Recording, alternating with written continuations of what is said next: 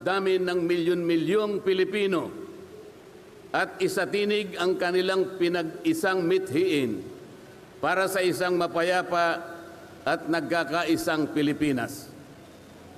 Kaugnay nito, binanggit din po ang ating kagustuhan na ipaalam sa mga opisyales ng ating pamahalaan ang ninanais at pinapangarap na maayos at epektibong paglilingkod at paglutas sa lumalalang kahirapan na pinalubha pa ng katiwalian at korupsyon, kalamidad, kriminalidad, bangayang pampolitika at iba pa.